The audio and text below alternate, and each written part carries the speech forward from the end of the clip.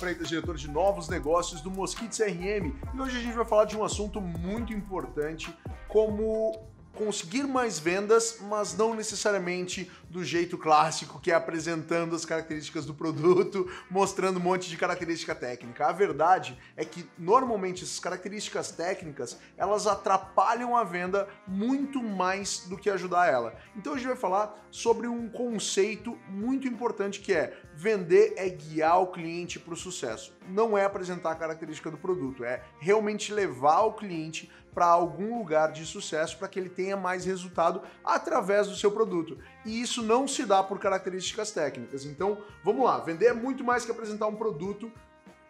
E a ideia qual é?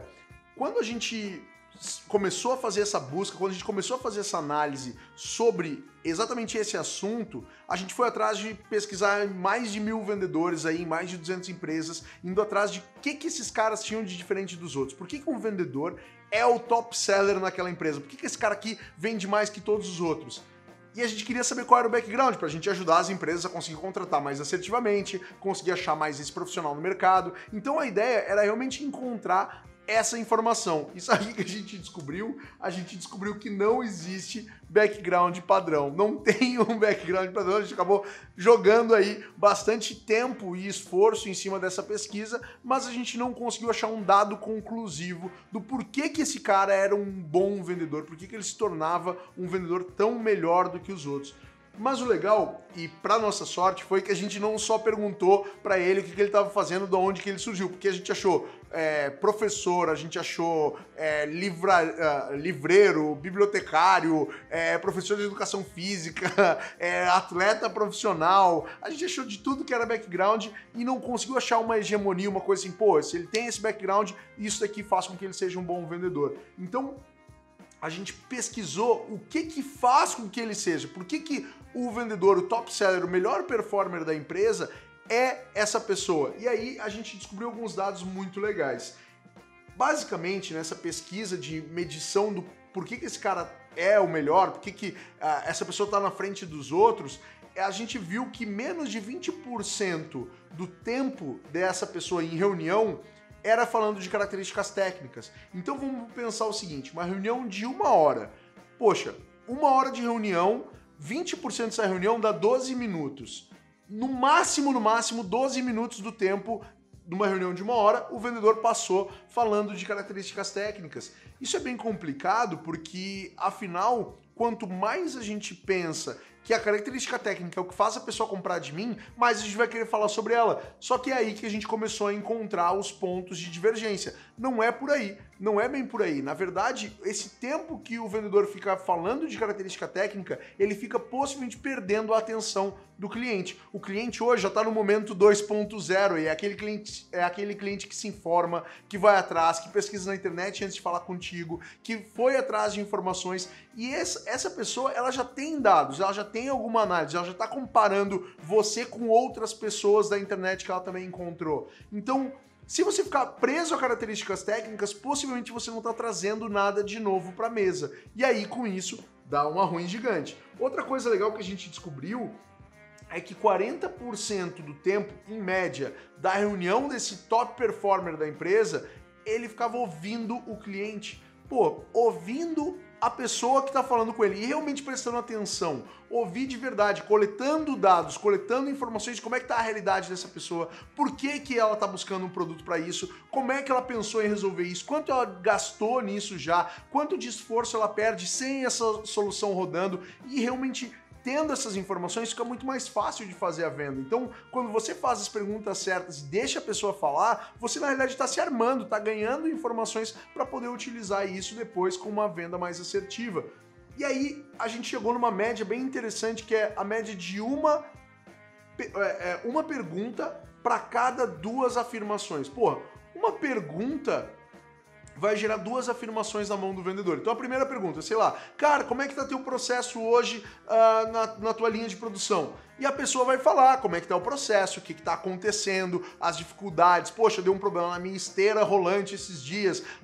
Meu absenteísmo tá muito alto. Eu tô com turnover de funcionário. Eu tô pensando em automatizar algumas coisas, mas eu não tô conseguindo dinheiro para isso. Ele vai te contar alguma coisa da realidade.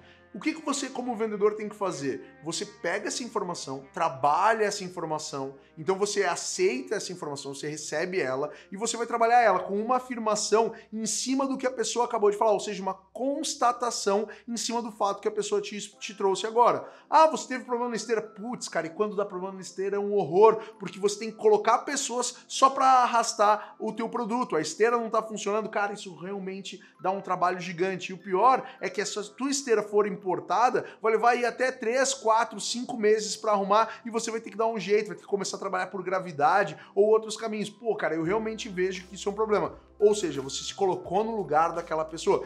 Ignore meu exemplo aqui, eu não faço ideia se isso é real ou não, então utilize o exemplo que faz sentido para vocês. Mas se você realmente se coloca no lugar da pessoa, se você consegue estar no lugar dessa pessoa, o que acontece? Você traz um dado novo, você traz uma informação nova e a pessoa começa, poxa, esse vendedor me entende, esse cara aí sabe do que ele tá falando, pô, ele realmente sabe dos meus problemas, ele consegue contemplar meus problemas comigo e tá sofrendo comigo esses problemas, então ele começa a se conectar contigo.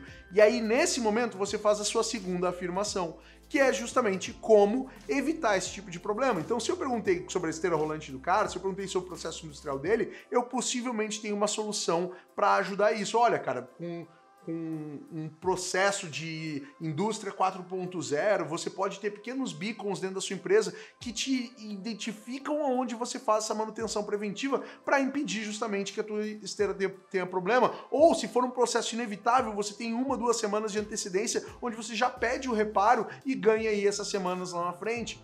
Ou seja, não sei qual que é o teu produto, mas se você conseguir colocar ele depois de afirmar alguma coisa em cima do problema do cliente e colocar teu produto como uma ação relacionada àquilo, a venda é muito mais fácil e a própria percepção do cliente de que você realmente entende ele, que você está junto dele nesse momento, melhora também e faz com que você consiga um resultado melhor.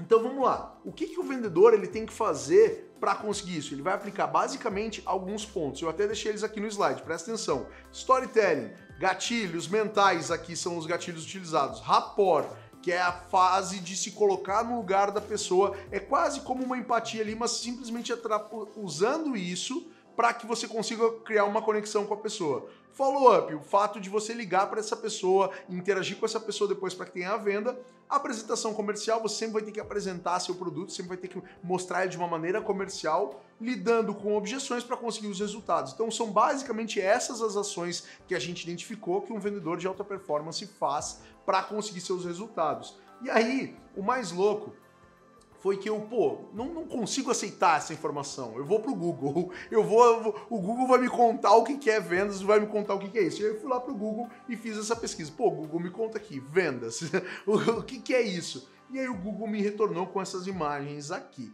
Essas imagens me deixam um pouco preocupado com o que o Google tá achando que é vendas aqui no meio. Poxa, tem carrinho de compra, tem uma pessoa com muitos braços aqui, tem um cartão de crédito sendo trocado por uma sacola, tem 2 pessoas apertando a mão, tem mais mão sendo apertada, gráficos e mais gráficos.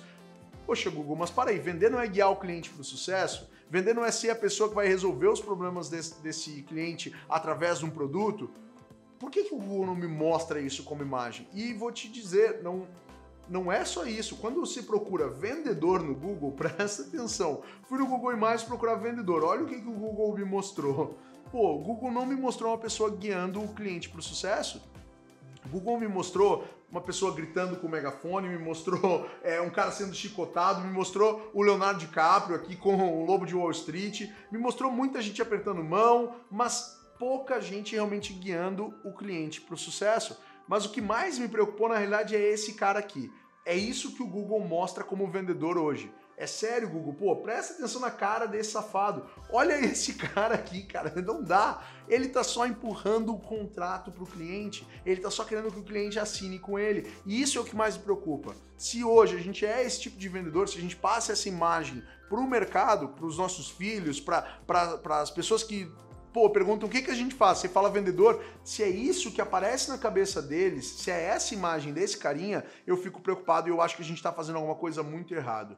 E hoje, no momento que a gente está da virada, onde o cliente entrou no momento 2.0, onde o cliente já se informa sobre o teu produto antes de falar com o vendedor, é muito arriscado a gente ser um vendedor que só está interessado em colocar o dinheiro no bolso da comissão e empurrar um contrato. A gente não está aqui para tirar pedido, a gente está aqui para fazer uma venda. E uma venda é guiar o cliente para o sucesso indefinidamente. Então vamos lá, vamos pensar que isso acontece em outras coisas também, em outras profissões. Pô, você vai olhar e vai dizer, ah não, Caio, que isso?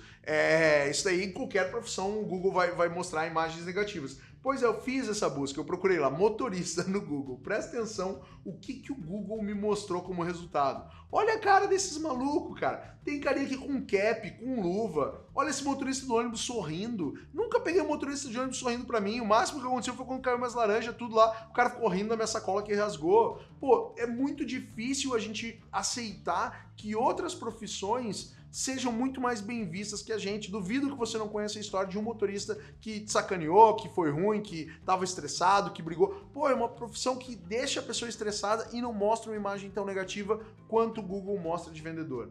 E é isso que a gente tem que ficar olhando e é isso que a gente tem que ficar preocupado. Mas por que o pessoal mostra muito dessa maneira? Vamos lá, eu tenho aqui uma forma prática da gente definir. Tá aqui. Esse é um produto que a gente vai vender. Tá lá, é um produto, tem duas cores diferentes, ele é um produto, sei lá, esquisito. O que você acha que isso aqui faz? Ele é alguma coisa, parece tecnológica. Legal.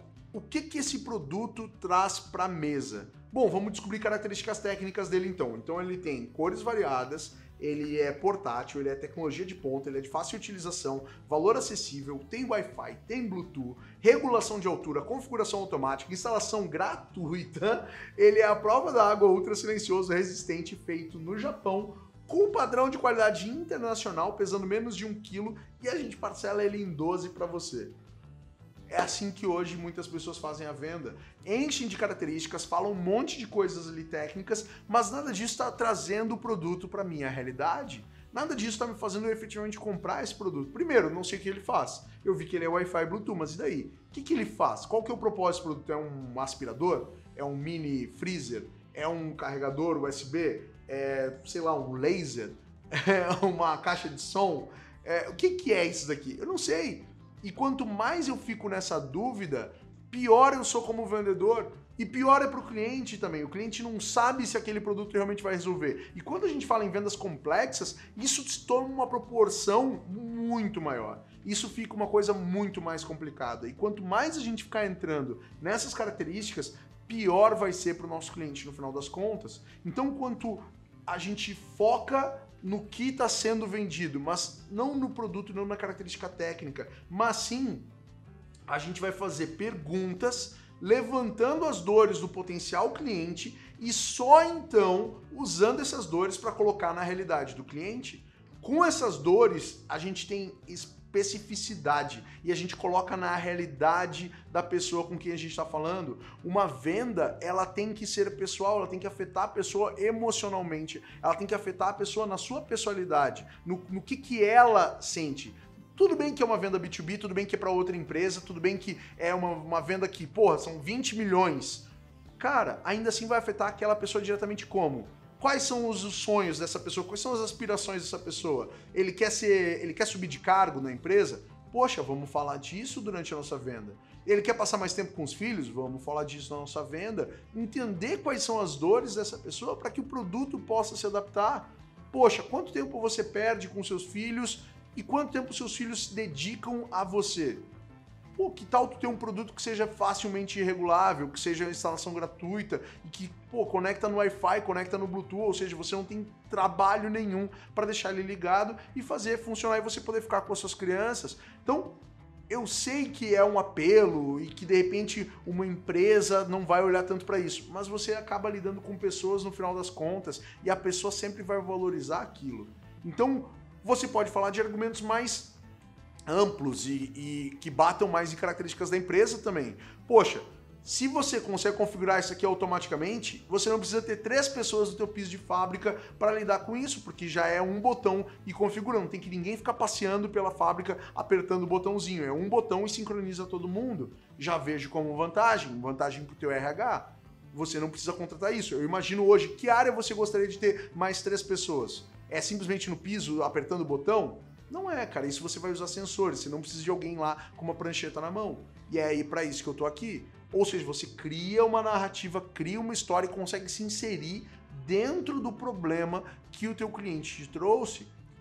Vamos olhar então para vendas. O que é, no final, fazer vendas? A gente aqui dentro do Mosquite, a gente olha muito para um processo onde a gente vai ter storytelling, que é nada mais nada menos que a contação de histórias, você contar uma história engajante, uma história envolvente, uma história que faz com que a pessoa se sinta num lugar diferente, num momento diferente, numa situação pior que ela tá, numa situação melhor que ela tá, passando por outras experiências que ela não encontrou nesse momento, mas que se ela continuar sem ter o produto, ela pode encontrar no futuro, ou ainda criando um cenário onde essa pessoa vai ter outras experiências com o teu produto e vai ser fantástico, vai ser ótimo, e ela nunca mais vai ter que se estressar como ela está vivendo hoje, passando por um processo meio complicado. Então, quando você cria cenários, quando você conta uma história envolvente, você está trancando essa pessoa hoje num processo que vai fazer com que ela tome uma decisão baseada na emoção e depois ela vai racionalizar em cima disso. E você vai ter que ter características ali para poder racionalizar. Mas quanto mais você envolver o emocional, mais fácil vai ser para a pessoa tomar essa decisão. Gostei disso,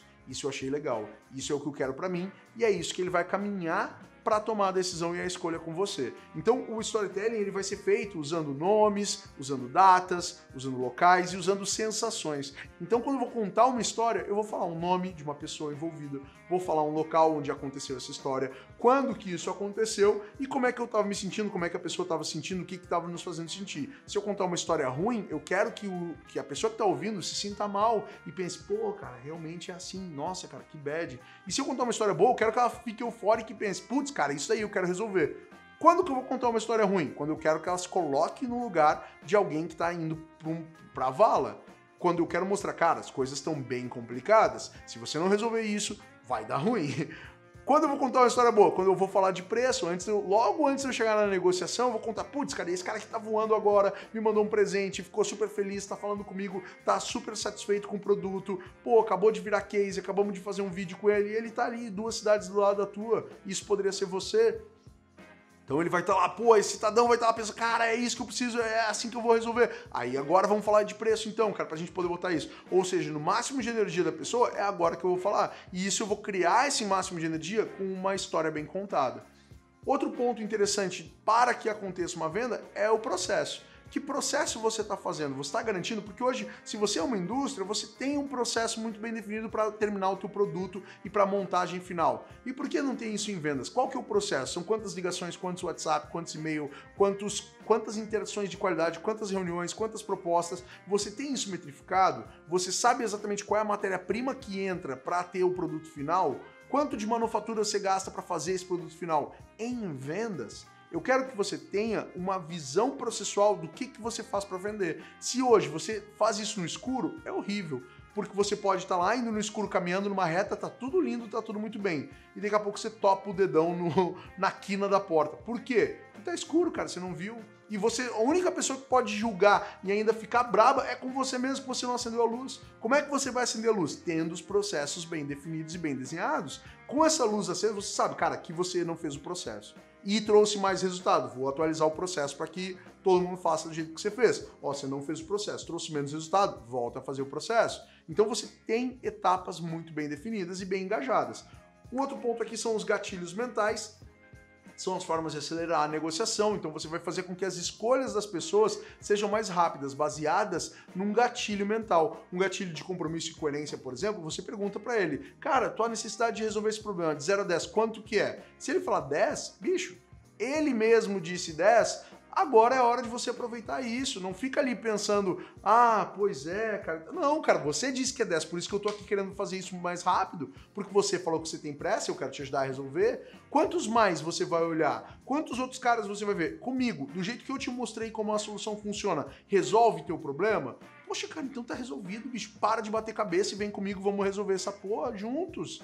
Então você mostra ali que dentro da coerência que a pessoa escolheu, você é uma solução adequada. Urgência.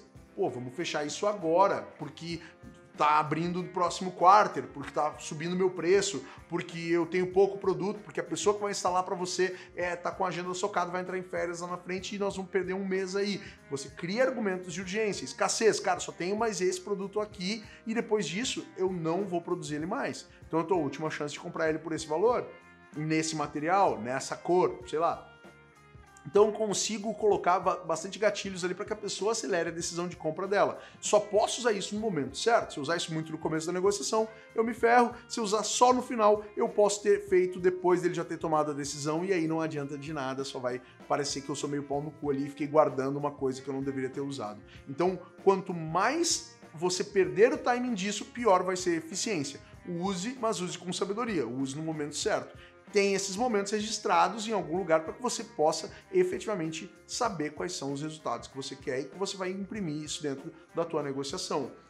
Um ponto legal aqui também que vale trazer é a empatia. A empatia é você se colocar no lugar das pessoas. Você coloca o calçado da pessoa, vive um dia dentro do sapato dessa pessoa, dentro da vida dessa pessoa. Com isso você vai sentir quais são as dores dessa pessoa, como é que ela se sente, o que é difícil, quais são as dificuldades, como é que ela faz. E tudo isso vai fazer com que ela se olhe em você e veja, esse vendedor está me entendendo.